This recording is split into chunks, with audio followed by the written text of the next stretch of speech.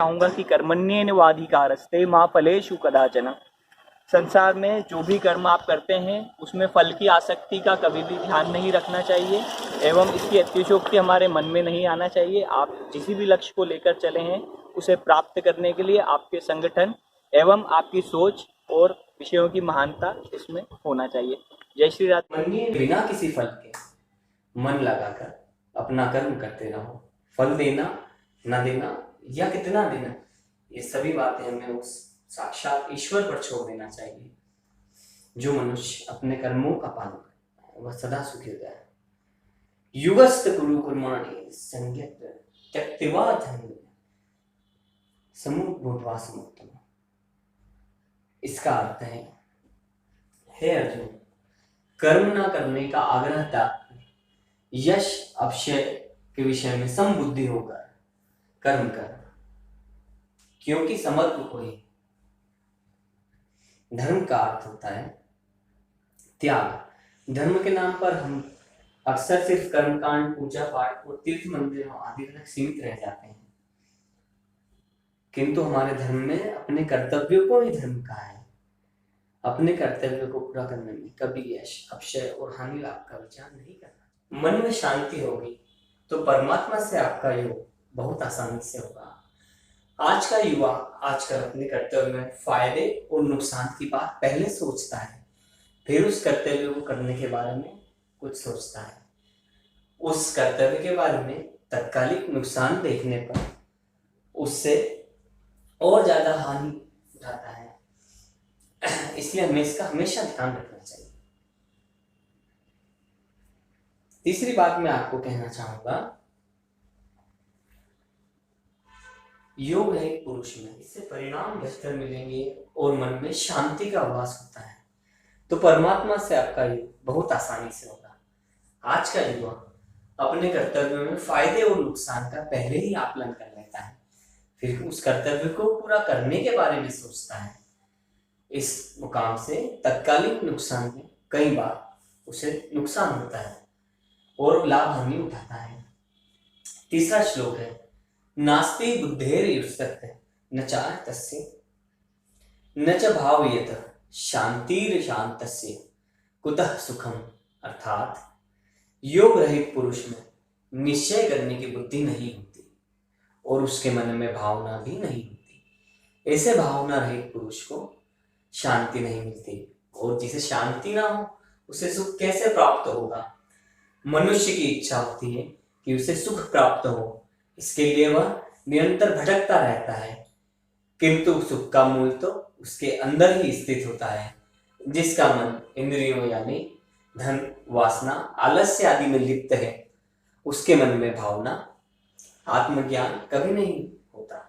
और जिस मनुष्य के मन में भावना ना हो उसे किसी भी प्रकार से शांति नहीं मिलेगी। जिसके मन में शांति ना हो उसे सुख कैसे प्राप्त हो सकता है। सुख प्राप्त करने के लिए बहुत ही प्रयत्न कर, मतलब डायरेक्ट हमारे एजेंट से डीलिंग होती थी जी। और जो आपकी करंट कंपनी थी उसमें आपके वर्किंग ये फाइनेंस में ये हम पर्सनल और बिजनेस लोन के लिए प्रोवाइड करते थे। किसी को पर्सनल लोन चाहिए तो पर्सनल लोन, जिसमें उसकी 15,000 सैलरी भी होनी चाहिए। बिजनेस लोन है तो वो उनका बिजनेस होगा, तो आप मतलब बिजनेस है तो खुद का है तो या तो शॉप का आपको लोन लेना है तो मुझे आपकी शॉप का गुमास्ता है, एवरीथिंग जो सारे डॉक्यूमेंट्स है जो लगती है वो उसके लिए हम डील करते हैं। तो पर्सनल लोन अपन किस चीज़ का प्रोवाइड कर सकते हैं? पर्सनल लोन तो जिसे अब उसको जरूरी नहीं कि मैं सैलरी आप क्लाइंट को टेलीफोनिक, व्हाट्सएप पे या किसी कम्युनिकेशन के लेवल पे जब सिखाते हैं या जब कुछ गाइडेंस देते हैं या जब कोई आप एडवाइस कर रहे हैं उसको, तब ये आपको हमेशा काम आता है। मैंने जैसा आपको बताया था कि किसी भी कस्टमर को आपके प्रोडक्ट की कैटेगराइज सर्विस अगर आप देते हैं तो वो विद इन 5 या 6 मिनट के एक सेशन में आपसे 10 से 12 कुछ प्रश्न पूछता है। अगर आपके पास में उन प्रश्नों के जवाब हैं तो you will be the best person for that client, है ना। आपको बस यही करना। युगस्त कुरु कर्माणि संयत त्यक्त्वा धन्य समुद्भूत्वा समुत्तम। इसका अर्थ है, हे अर्जुन, कर्म न करने का आग्रह त्याग कर यश अक्षय के विषय में समबुद्धि होकर कर्म कर, क्योंकि समर्थ कोई। धर्म का अर्थ होता है त्याग। धर्म के नाम पर हम अक्सर सिर्फ कर्मकांड, पूजा पाठ और तीर्थ मंदिरों आदि तक सीमित रह जाते हैं, किंतु हमारे धर्म में अपने कर्तव्यों को ही धर्म कहा है। अपने कर्तव्यों को पूरा करना।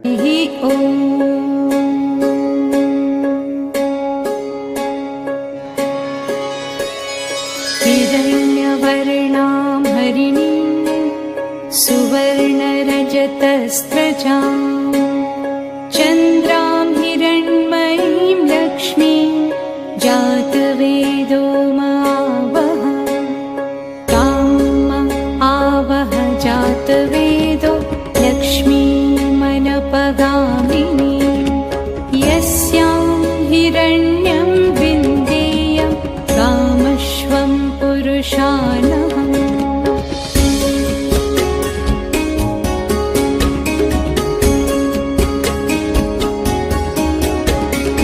अश्वपूर्वां रथमध्यां हस्तिनाद प्रबोधिनी श्रियं देवीमुपह्वये श्रीर्मा देवी जुषतां तां सोऽस्मितां हिरण्यप्राकारामार्द्रां ज्वलन्तीं